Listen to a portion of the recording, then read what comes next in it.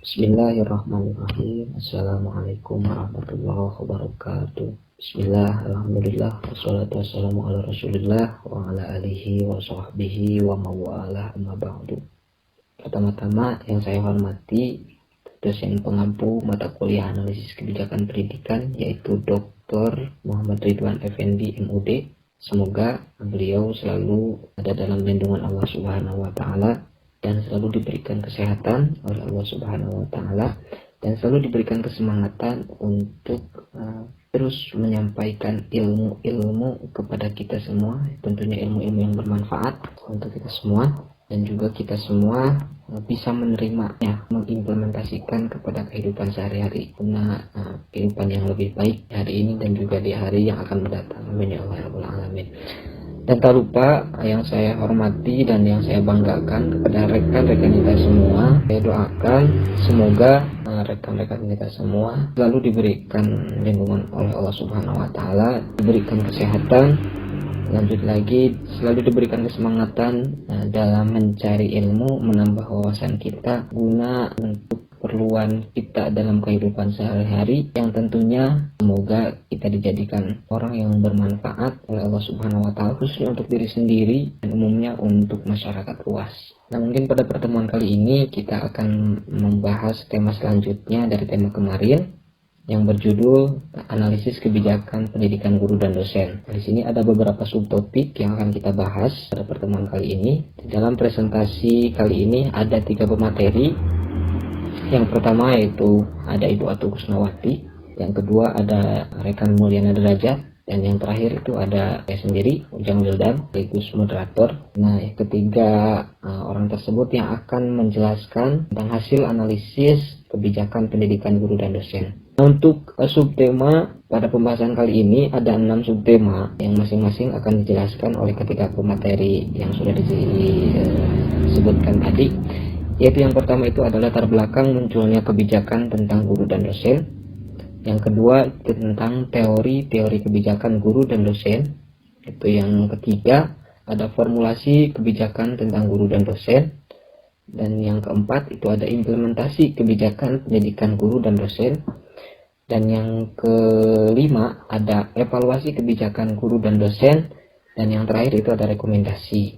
Nah, rekomendasi tersebut merupakan kesimpulan dari hasil analisis kelompok kami itu tentang kebijakan pendidikan guru dan dosen gitu. Selanjutnya yaitu pada inti itu pembahasan daripada subtema yang sudah barusan saya sampaikan. Namun sebelum dimulai, alangkah baiknya supaya lebih berkah kita awali presentasi kali ini dengan membacakan basmalah bersama-sama. Bismillahirrahmanirrahim.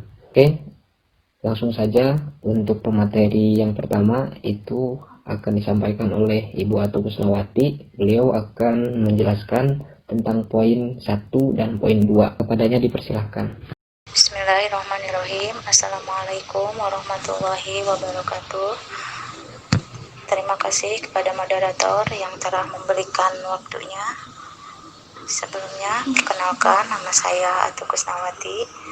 Saya sebagai pemateri yang pertama yaitu akan membacakan latar belakang munculnya kebijakan tentang guru dan dosen.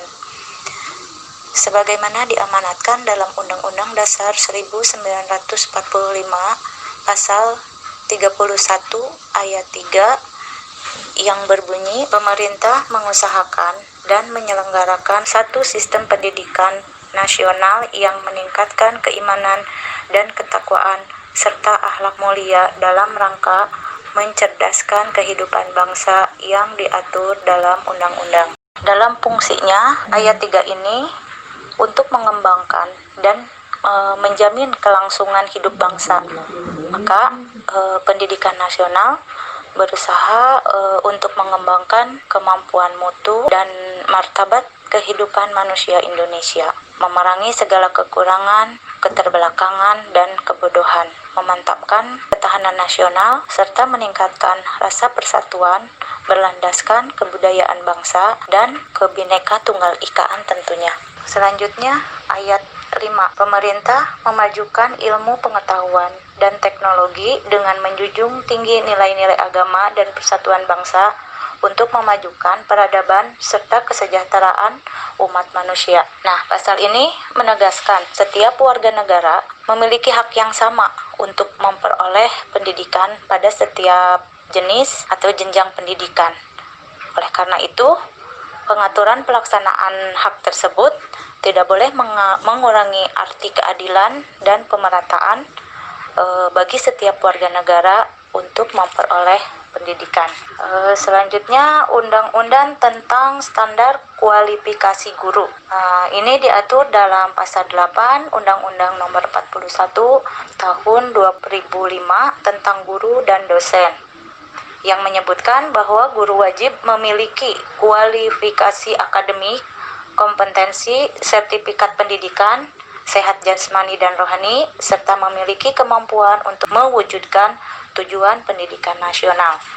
Kepemilikan kompetensi itu hukumnya wajib, artinya bagi guru yang tidak mampu memiliki kompetensi akan gugur keguruannya. Selanjutnya, Peraturan Pemerintah Nomor 19 Tahun 2005 Pasal 28 Ayat 3 tentang Standar Nasional Pedagogik. Dijelaskan bahwa kompetensi guru yang dimaksud meliputi yang pertama, kompetensi pedagogik. Di antaranya, pertama, menguasai karakter peserta didik dari aspek fisik, moral, sosial, kultural, emosional, dan intelektual.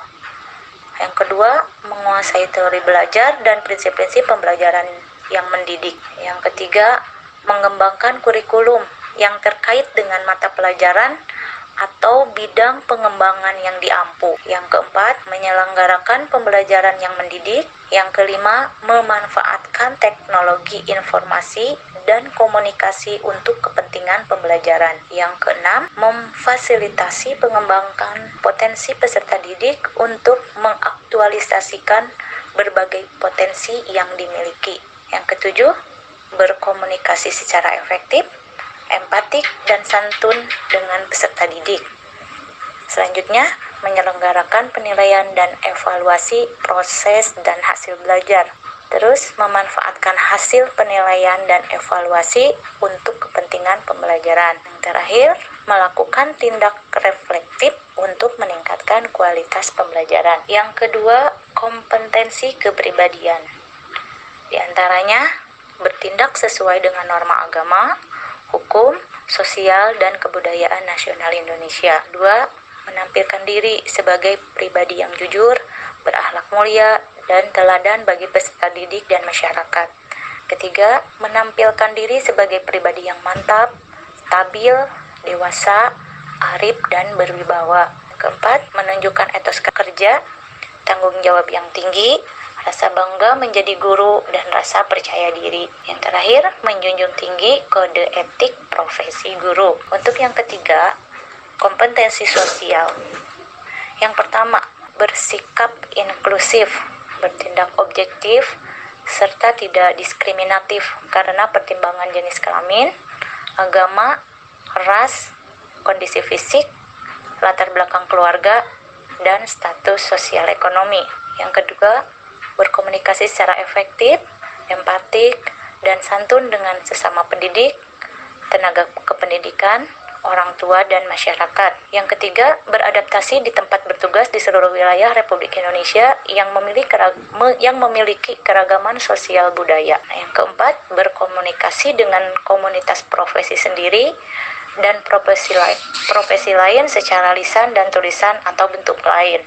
Yang terakhir, kompetensi profesional. Di antaranya menguasai materi, struktur, konsep, dan pola pikir keilmuan yang mendukung mata pelajaran yang diampu. Selanjutnya, Undang-Undang Sisdiknas Nomor 2 Tahun 1998 yang direvisi oleh DPR dan Presiden menghasilkan Undang-Undang Sisdiknas Nomor 20 Tahun 2003 yang terdiri dari 22 bab dan 77 pasal.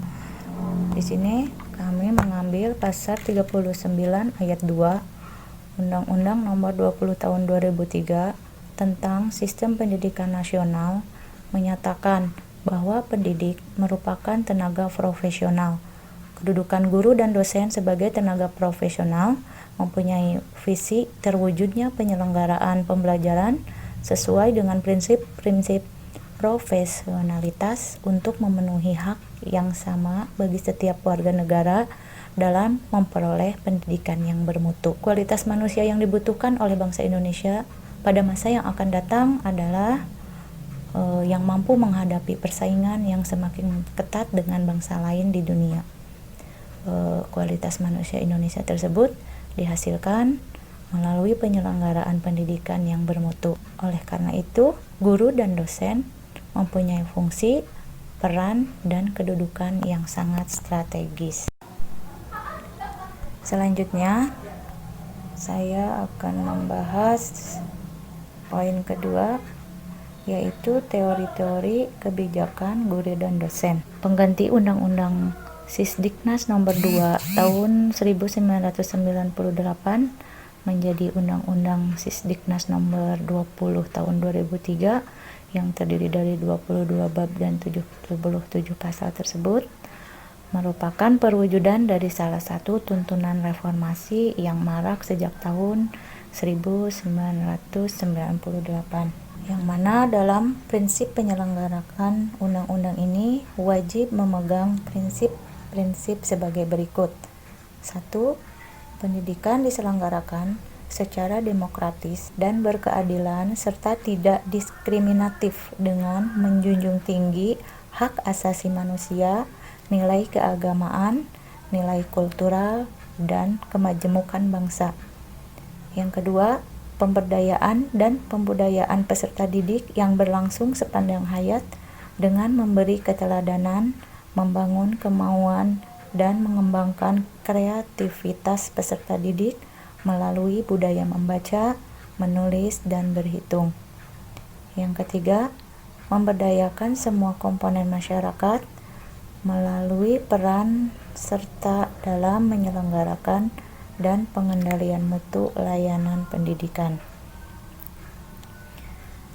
Dalam bab 11 pasal 39 sampai pasal 44 dijelaskan bahwa tugas pendidik pada intinya adalah melaksanakan pembelajaran dan tenaga kependidikan bertugas dalam kegiatan administrasi. Selanjutnya dijelaskan pula mengenai hak dan kewajiban dari pendidik dan tenaga kependidikan. Pendidik dan tenaga pendidikan di sini ditempatkan berdasarkan kebutuhan satuan pendidikan formal, melihat dari kebutuhan daerah, di mana di sini pemerintah memfasilitasi segala keperluan dari pendidik dan tenaga kependidikan. Selama itu, dalam hal ini dipaparkan juga mengenai ketentuan kualifikasi, promosi, penghargaan, dan sertifikasi bagi pendidik atau guru. Maka hal ini menimbulkan peraturan pemerintah berupa undang-undang bagi guru dan dosen atau tenaga pendidik. Mungkin itu saja yang bisa saya sampaikan. Selanjutnya saya kembalikan kepada moderator. Terima kasih kepada Ibu Atu yang sudah menyampaikan terkait dengan poin A tentang latar belakang munculnya kebijakan tentang guru dan dosen, dan poin B atau poin kedua tentang teori-teori kebijakan guru dan dosen. Semoga bisa dipahami ya. Nah, lanjut kepada pembahasan selanjutnya, yaitu tentang poin ketiga dan poin keempat, itu tentang formulasi kebijakan tentang guru dan dosen, dan juga poin tentang implementasi kebijakan pendidikan guru dan dosen. Nah, untuk pembahasan kali ini mungkin saya sendiri yang akan menjelaskannya. Maka dari itu kita mulai untuk pembahasan selanjutnya. Baik, akan saya lanjutkan yaitu tentang poin ketiga, formulasi kebijakan tentang guru dan dosen, di mana di sini mengacu kepada Undang-Undang Nomor 14 Tahun 2005 itu tentang guru dan dosen, di mana pada undang-undang ini itu terdiri dari 8 bab yang memuat 84 pasal. Itu rekan-rekan bisa secara rincinya itu bisa rekan-rekan lihat di internet. Itu banyak sekali situs-situs yang menyediakan tentang draft Undang-Undang Nomor 14 Tahun 2005 ini. Nah, di sini diambil garis besarnya itu terdapat beberapa poin. Yang pertama itu tentang ketentuan umum, di mana di ketentuan umum ini memuat 7 pasal yang meliputi ketentuan umum, kedudukan, fungsi, dan tujuan, serta prinsip profesionalitas guru dan dosen. Nah, di ketentuan umum ini dibahas tentang poin-poin sub-poin yang barusan, daripada hak dan kewajiban seorang guru dan dosen gitu. Terus di poin selanjutnya itu membahas tentang guru. Di sini itu pasal-pasal yang membahas tentang guru itu sebanyak 37 pasal, di mana yang di dalamnya itu secara garis besarnya itu memuat tentang kualifikasi, kompetensi, dan sertifikasi. Kualifikasi itu suatu kecakapan seorang tenaga pendidik, baik dalam segi proses pembelajaran atau pengajaran maupun dalam segi mengolah administrasi pendidikan gitu. Bagaimana sih tata cara mengelola proses pembelajaran maupun administrasi pendidikan yang mereka kuasai itu, yang tentunya kualifikasi ini didapat oleh mereka hasil dari proses pendidikan gitu ya. Itu.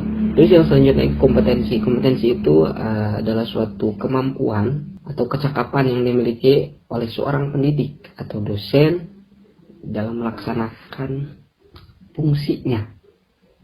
Jadi fungsi daripada guru itu seperti apa, dan mereka kuasai dan mereka pahami itu, dan mereka implementasikan juga gitu. Dan sertifikasi. Nah, kalau sertifikasi ini biasanya kan kalau di guru-guru yang sudah PNS itu ada gelombang, ada gelombang-gelombang ya. Ada beberapa gelombang dan beberapa tahap. Jadi tidak langsung ketika masuk ke PNS itu tidak langsung duduk di gelombang yang tinggi. Tentunya mereka itu pasti dari yang terendah dulu, golongan 1A kan misalkan yang gitu ya. Gitu itu yang mungkin rekan-rekan juga sudah pada paham di mata kuliah sebelumnya, di semester sebelumnya yang membahas tentang sertifikasi, di mana di sini itu jadi seorang guru bisa naik kepada gelombang selanjutnya tatkala mereka memenuhi persyaratan, diantaranya kredit skor yang kayak gitu ya. Ada kredit skor yang harus minimal daripada kredit skor ketika pengen masuk ke gelombang ini itu harus gimana gitu. Nah, itu dibahas. Nah, itu mungkin terus tentang hak dan kewajiban itu pasti itu ada, dan wajib kerja dan ikatan dinas, dan poin-poin selanjutnya sub-poin yang selanjutnya itu yang tadi sudah saya sebutkan gitu. Terus selanjutnya yaitu pasal-pasal yang membahas tentang dosen, dimana di sini memuat 32 pasal yang membahas tentang dosen, dimana yang terdiri dari kualifikasi, kompetensi, sertifikasi, dan jabatan akademik. Dan di sana dibahas tentang kualifikasi daripada dosen itu harus gimana itu, bagaimana itu kompetensinya itu minimalnya harus mumpuni di bidang apa saja itu, sertifikasi dan jabatan akademik. Dan yang selanjutnya hak dan kewajiban daripada dosen itu, terus wajib kerja dari ikatan dinas, selanjutnya pengangkatan, penempatan, pemindahan dan pemberhentian, pembinaan dan pengembangan, lanjut penghargaan, perlindungan, dan juga cuti. Dari sana untuk di dalam 32 pasal ini yang membahas tentang dosen itu dijelaskan tupoksi daripada dosen itu sendiri, hak yang harus mereka dapatkan itu apa saja, dan kewajiban yang harus mereka laksanakan itu apa saja, itu dibahas. Dan sanksi-sanksi ketika mereka tidak melaksanakan akan kewajibannya itu apa saja gitu. Dan hak mereka ketika mereka melaksanakan akan kewajiban itu, hak mereka yang harus didapat itu apa saja. Nah, di sana dibahas seperti itu. Terus poin selanjutnya itu pasal-pasal yang membahas tentang sanksi. Ada 3 pasal. Nah, di sini yang membahas tentang sanksi mungkin ketika tenaga pendidik, guru maupun dosen tidak melaksanakan akan tugas dan kewajibannya dengan benar, dengan baik, maka mereka otomatis mendapatkan sanksi. Biasanya sanksi itu berupa pemindahan tugas dinas dari tempat yang satu ke tempat yang lainnya, atau mungkin sanksi yang lebih berat itu bisa diturunkan jabatannya, atau yang lebih fatal lagi itu bisa dikasih surat peringatan yang ketiga, biasanya itu dikeluarkan itu dari jabatannya seperti itu. Terus poin yang selanjutnya yaitu yang kelima, bagian akhir yang terdiri dari ketentuan peralihan dan ketentuan penutup. Di sini dibahas tentang penutup daripada Undang-Undang Nomor 14 Tahun 2005 ini tentang guru dan dosen seperti itu. Oke, lanjut kepada poin yang keempat, yaitu tentang implementasi kebijakan pendidikan guru dan dosen. Di mana di sini poin-poinnya itu tentang kualifikasi, kompetensi, dan sertifikasi. Ini membahas tentang satu, guru wajib memiliki kualifikasi akademik, kompetensi, sertifikat pendidik, sehat jasmani dan rohani, serta memiliki kemampuan untuk mewujudkan tujuan nasional.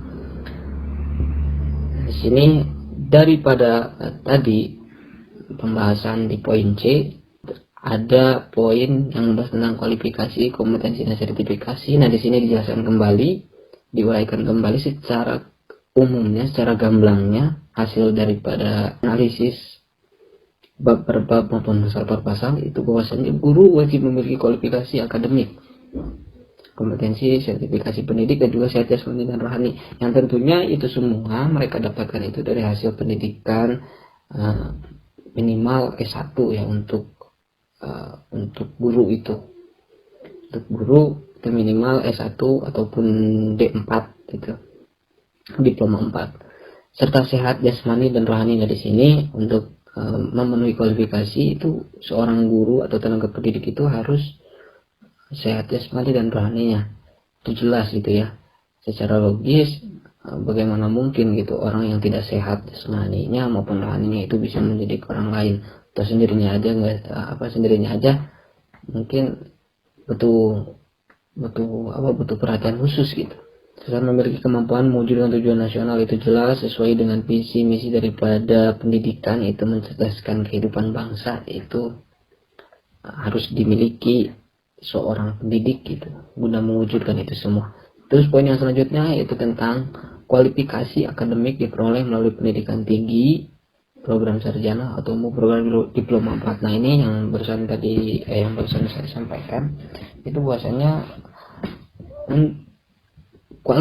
kualifikasi daripada akademik ini minimal, terus seorang tenaga pendidik itu harus melaksanakan pendidikan tinggi di perguruan tinggi itu minimal sarjana S1 ataupun program diploma 4 itu.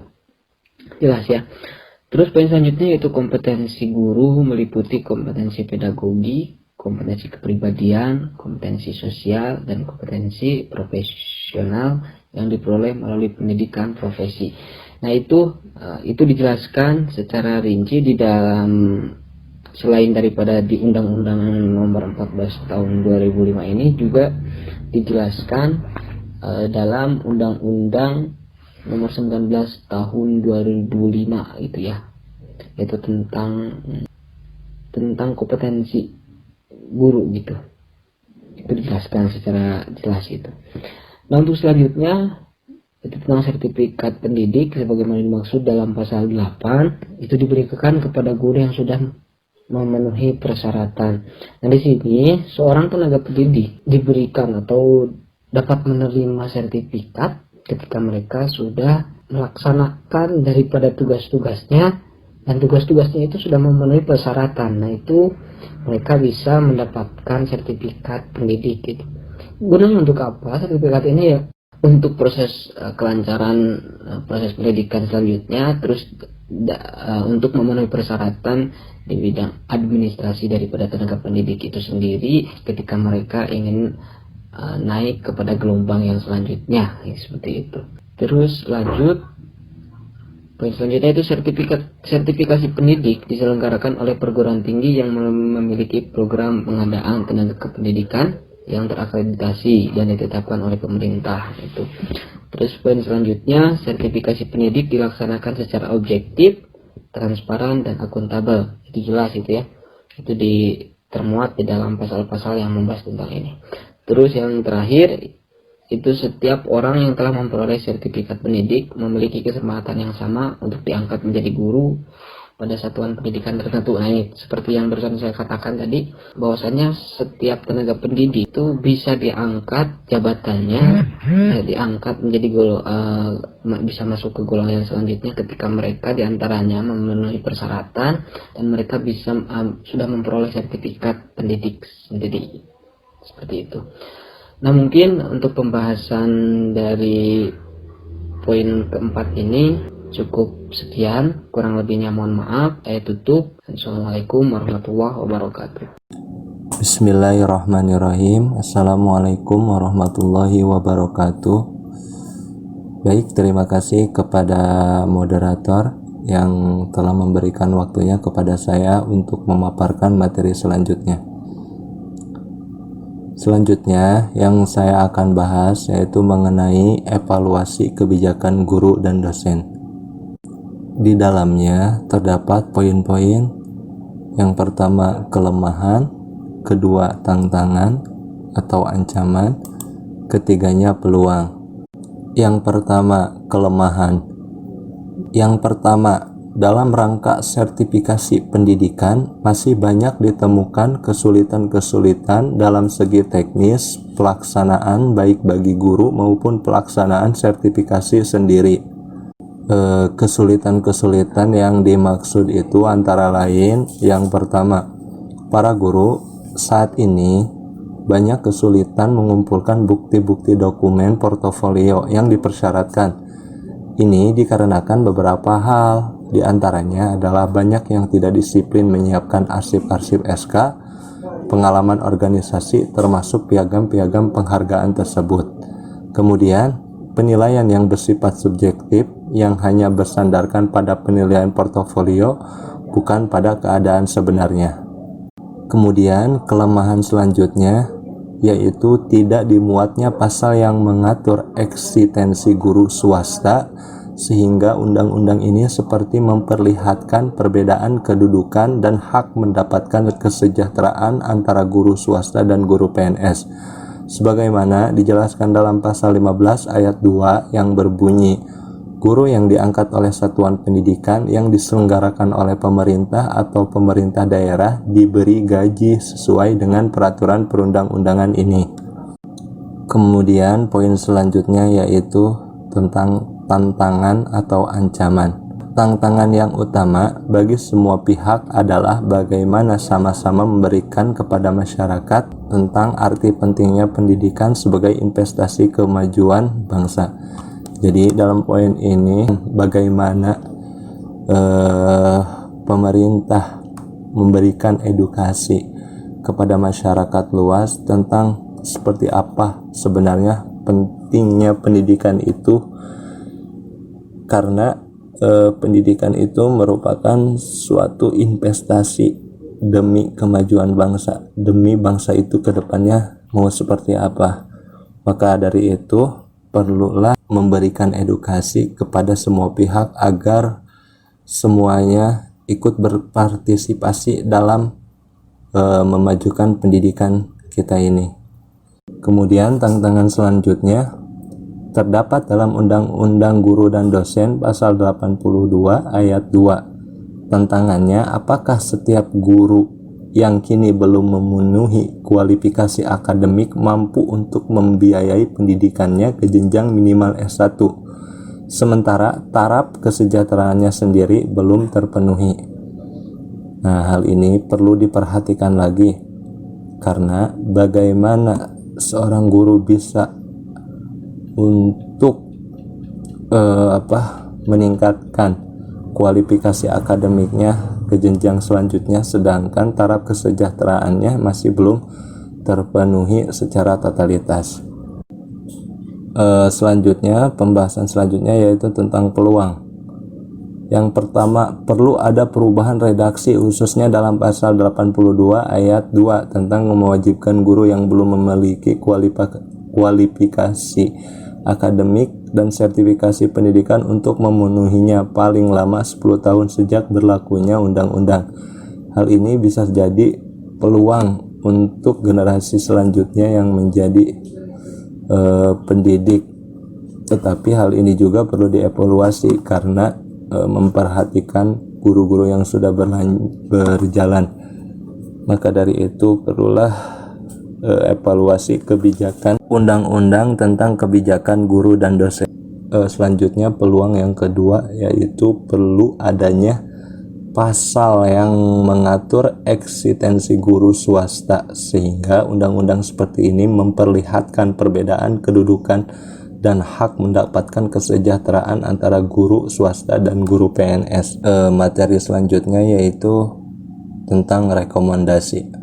Dari hasil analisa SWOT sederhana di atas dapat ditarik kesimpulan. Yang pertama, dengan melihat kekuatan yang dimiliki, diharapkan undang-undang ini dapat memotivasi dan memberikan nilai lebih bagi perbaikan pendidikan di Indonesia.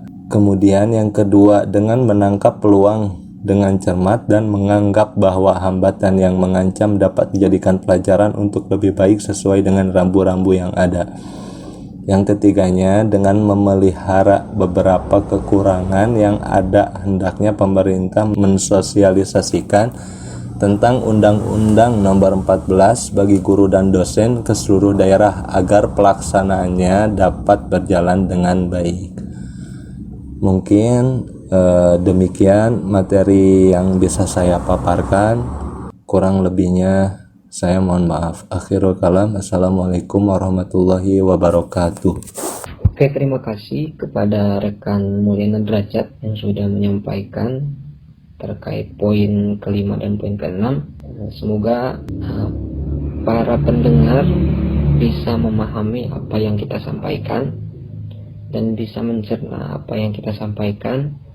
Dan bila barangkali ada yang mau dipertanyakan, itu silakan, kita akan buka di sesi selanjutnya, yaitu sesi tanya jawab. Nah, mungkin presentasi tentang tema analisis kebijakan guru dan dosen ini cukup sampai di sini. Nah, kita akan buka sesi selanjutnya, yaitu sesi tanya jawab. Silakan kepada rekan-rekan semua, barangkali ada yang mau dipertanyakan dari sekarang, silakan.